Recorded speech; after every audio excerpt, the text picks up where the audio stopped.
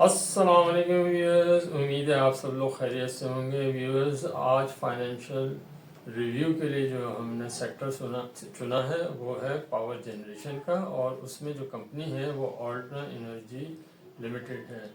इस कंपनी को हमने क्यों चुना है? इसलिए कि इसने 97% जो है डिविडेंड का ऐलान किया है।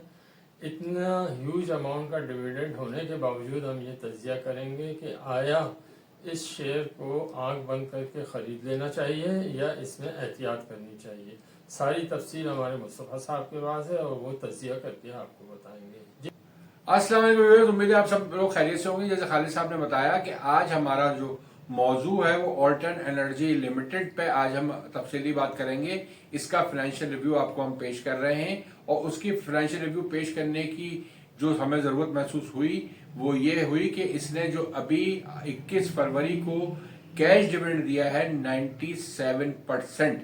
तो इसको देखते हुए हमने इस कंपनी का फाइनेंशियल रिव्यू जरूरी समझा कि इसने ये 97% जो दिया है, तो क्या लोगों को इसमें अब इन्वेस्टमेंट करनी चाहिए, नहीं करनी चाहिए, इस तमाम चीज़ों को हम अपनी इस वीडियो में कवर करेंगे कि आप इससे दूर रहें या आप इसमें इन्वेस्टमेंट कर सकते हैं और लॉन्ग टर्म के लिए शेयर अपने पास रख सकते हैं या नहीं रख सकते। तो जैसे खालिद साहब ने आपको बताया कि इस कंपनी का ताल्लुक जो है पावर जनरेशन से है और इस कंपनी का मार्केट रेट जो हमने लिया है वो 21 तारीख का ही लिया है।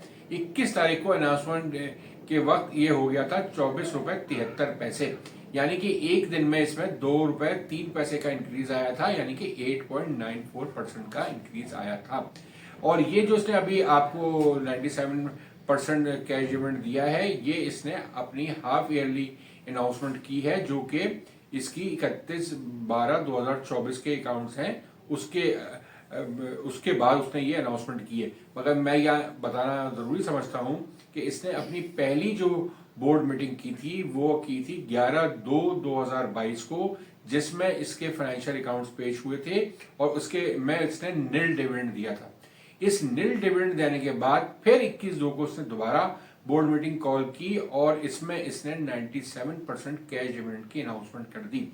तो बहुत से जो इन्वेस्टर हजरात हैं हमारे, वो काफी इसमें शाकी हैं कि इसने पहले एक मीटिंग जो कॉल की 11/2 को, उसमें कोई अनाउंसमेंट नहीं की, लोगों ने वो शेयर्स बेच दिए। उसके थोड़े अरसे के बाद ही इसने दोबारा बोर्ड मीटिंग का ऐलान किया और इसमें उसने 97% का आपका डिविडेंड का ऐलान कर दिया, कैश डिविडेंड का। तो लोग इससे फायदा नहीं उठा सके। लोग पिछले वाली बोर्ड मीटिंग को देख के लोगों ने अपने शेयर सेल कर दिए और वो ये गेन अब आइंदा नहीं ले सकेंगे। अच्छा, अब मैं यहाँ जरूरी समझता हूं कि ये आपको बताता चलूं कि इसकी मेन होल्डिंग किस किस के पास इसके शेयर्स मौजूद हैं, खासी बड़ी तादाद में। तो इसमें सबसे पहला जो नंबर आता है वो नंबर आता है डेल पावर प्राइवेट लिमिटेड का, जिसके पास इसकी होल्डिंग है 58.17% की। नंबर 2 में हमारी एक आपकी लिस्टेड कंपनी आती है स्टॉक एक्सचेंज की, जिसका नाम है crescent steel and allied products limited, जिसके पास 16.69% शेयर जो है वो ऑल्टर एनर्जी लिमिटेड के मौजूद हैं। और तीसरी कंपनी जो है वो एक फॉरेन कंपनी है जिसका नाम है सऊदी अरबियन कंस्ट्रक्शन लिमिटेड, जिसके पास 17.05% शेयर जो मौजूद हैं ऑल्टर एनर्जी लिमिटेड के। तो इन तमाम को हम अगर ऐड कर लें तो ये तकरीबन 91% बनता है। इसका मतलब ये हुआ कि आपकी जो टोटल होल्डिंग है वो मेनली इन 3 कंपनीज के पास है। तो इसका जो भी डिविडेंड है, जो भी इसका फायदा है, वो इन 3 कंपनियों में ही मेजर जो है वो बढ़ता है और यही इससे फायदा उठाते हैं। अब मैं ये आपको बता चलूं, ये जो आपकी पावर जनरेशन की कंपनी है, इसके का जो प्लांट है, इससे जो बिजली बन रही थी वो जो है वो एक अपने सोल कस्टमर को ही बिजली सेल कर रहे थे, जिसका नाम था central power purchasing agency guaranteed limited. इसको ये पावर जो बना के बिजली दे रहे थे। अब इसके बाद जो है सुई नॉर्दर्न ने इनको गैस देने से इनकार कर दिया या इनको मशवरा दिया कि आप एलएनजी पे कन्वर्ट हो जाएं। जब ये एलएनजी पे कन्वर्ट हुए तो एलएनजी की कॉस्ट इतनी ज्यादा आ रही थी, जिसकी वजह से इनका ये जो बायर था उसने वो बिजली लेने से इनकार कर दिया और वो अब बिजली नहीं बना रहे और इनका प्लांट तकरीबन जुलाई 2003 से पहले से ही बंद हुआ है, यानी कि अब तकरीबन 1.5 साल से ज्यादा अरसा जो है इनका प्लांट बंद है। तो इनकी कोई अर्निंग जो है अपनी मेन इनका जो काम है उससे नहीं हो रही, यानी कि पावर जनरेशन इनकी बिल्कुल बंद है और वो नहीं कर पा रहे हैं।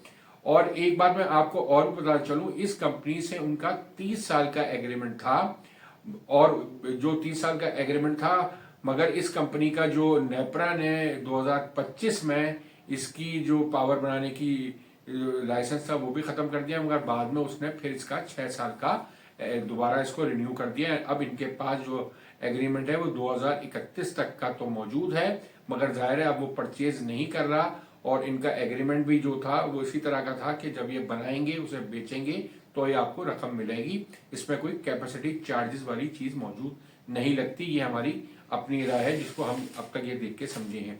अच्छा, तो अब इसकी सूरत हाल ये है कि ये जो है कैश डिविडेंड जो इसने दिया है, तो इसकी इस जो 6 महीने की अर्निंग है, इसको अगर हम इस पर बात करें तो वो अर्निंग जो इसकी 31/12/2024 की है वो है ₹5.69 5.79 इसकी अर्निंग है। तो और इसने जो डिविडेंड दे दिया है वो दे दिया है 97%, यानी कि ₹9.70। अर्निंग है 5.79 की और डिविडेंड दिया है 9.7 का पर शेयर का। तो इसको देखते हुए ये लग रहा है कि इस कंपनी ने एक्चुअली जो उसके पास रिजर्व थे उसमें से ये पेमेंट कर रहे हैं अपने कैश डिविडेंड का। और अगर मैं इसको और आगे लेके चलूं तो इसकी ब्रेकअप वैल्यू जो थी, अगर मैं 30/6/2024 की जो इसके एनुअल अकाउंट्स आए हुए हैं इसमें इसकी ब्रेकअप वैल्यू थी ₹10.31। तो ₹10.31 में अगर मैं आपका 5.79 जो उसने इस 6 महीने की अर्निंग की है, अगर वो मैं उसको ऐड कर दूं तो मैं आपको राउंड करके फिगर बता रहा हूं, तो ये तकरीबन ₹16 बन जाती है। तो उसकी ₹16 की ब्रेकअप वैल्यू हो जाएगी अगर मैं 6 महीने का प्रॉफिट इसमें ऐड कर देता हूं। मगर जब ये आपकी डिविडेंड दे देगा, यानी कि इसमें से तकरीबन 9.7 यानी कि ₹10 तकरीबन इसमें से माइनस हो जाएंगे, तो जब ये ₹16 में से ₹10 आपकी पेमेंट हो जाएगी तो इस कंपनी की ब्रेकअप वैल्यू जो आ जाएगी वो तकरीबन ₹6 के करीब आ जाएगी, जो कि अपनी फेस वैल्यू से भी नीचे चली जाएगी, यानी कि इसमें से रिजर्व इतना ज्यादा पेमेंट इसकी हो चुकी होगी, तो ये आपकी जो है बुक वैल्यू इसकी खासी कम हो जाएगी। डिविडेंड तो आपको जरूर मिल जाएगा, मगर एक्स डिविडेंड होने के बाद जाहिर है शेयर की प्राइस भी एडजस्ट होगी, और वो उस वक्त आपका जब बुक क्लोजर होगी उस वक्त देखें क्या रेट होता है। हो सकता है इसमें 1 या 2 कैप लग भी सकते हैं, मगर एक्स होने के बाद इसकी वैल्यू तकरीबन आपके वही 15-16 रुपए के करीब करीब या 14 रुपए के करीब करीब ही आएगी। और इसके बाद जो है आइंदा सालों में जो सूरत हाल है, इसकी जो इनकम हो रही है वो मैं आपको बताता चलूं। जो इसने 5.79 पर शेयर की इनकम कमाई है वो इसकी कुछ सब्सिडरी कंपनीज में इन्वेस्टमेंट है, उससे आपको डिविडेंड मिलता है, तो वो इसने आपसे शेयर किया है 5.79 में, उसमें पार्ट है उसका। कुछ इसकी बैंकों में इन्वेस्टमेंट हुई है, उससे रिटर्न मिल रहा है। कुछ इसकी म्यूचुअल फंड में इन्वेस्टमेंट हुई है, वहां से इसको रिटर्न मिल रहा है। अपना मेन जो आपका काम है वो बिल्कुल बंद हुआ है, यानी कि पावर जनरेशन बिल्कुल नहीं हो रही। तो अब जब आपकी ये चीजें पावर जनरेशन खत्म हो गई है, आपका जो इन्वेस्टमेंट हुई है उसमें से जो रिटर्न मिल रहा है उसको आप पे कर रहे हैं, या आप उससे अपने पैसे वापस ले रहे हैं जो रिजर्व में पड़े हुए थे, जो आपके ये मेजर इसकी होल्डिंग कंपनियां हैं, बेनिफिट उनको जा रहा है, और वो इसमें से रिजर्व में से सारे पैसे अपने इनको पहुंच रहे हैं, और इसी तरह इनकी बुक वैल्यू भी फिर गिर के ₹6 हो जाएगी। तो इसमें बस सूरत हाल ये है कि अगर इसमें किसी ने लॉन्ग टर्म इन्वेस्टमेंट की और वो एंड पर रह गया तो हो सकता है कि इसकी जो सब्सिडीज कंपनी है वो आइंदा डिविडेंड ना दें, कोई ऐसी सूरत हाल हो जाए तो ये कंपनी बुरी तरह लॉस भी कर सकती है। तो उस सूरत हाल में जो है फिर इसका शेयर मजीद तेजी से नीचे गिरेगा। अगर आपकी इनकम इसकी नहीं होगी और एक्सपेंसेस के बड़े हुए होंगे, तो अपनी सैलरी उसी तरह से दे रहा होगा, आपके डिविडेंड नहीं आ रहे होंगे, और वो इन्वेस्टमेंट जहां इसकी की भी है, जाहिर है उनकी शेयर्स की भी जो अनकोटेड कंपनीज हैं वो सारी अपने ग्रुप्स की कंपनीज ही हैं, तो वहां से भी आपको वो नेगेटिव एक सिनेरियो बन सकता है कि आपके जो है वो जो पैसा है वो फंसा हुआ वो आपका डेड हो जाए बिल्कुल और उससे आपको कोई भी रिटर्न कंपनी को ना मिल सके, तो उसकी जो शेयर की प्राइस है वो बहुत तेजी से नीचे भी जा सकती है। तो इसमें इस वक्त बहुत एहतियात से काम करने की जरूरत है। मेरे ख्याल से इसमें आपको लॉन्ग टर्म इन्वेस्टमेंट तो बिल्कुल भी नहीं करनी चाहिए। अब रह गई शॉर्ट टर्म, तो हो सकता है आपको इसमें एक या दो कैप लग जाए, मगर इसमें अगर कोई आदमी फंस गया और उसने फिर डिविडेंड लेने के चक्कर में इसको ट्रांसफर भी किया और होल्ड कर लिया, तो उसके बाद हो सकता है कि उसको निकलना जरा मुश्किल हो जाए और वो इन शेयर्स में फंस जाए और आइंदा उसको मौका ना मिल सके।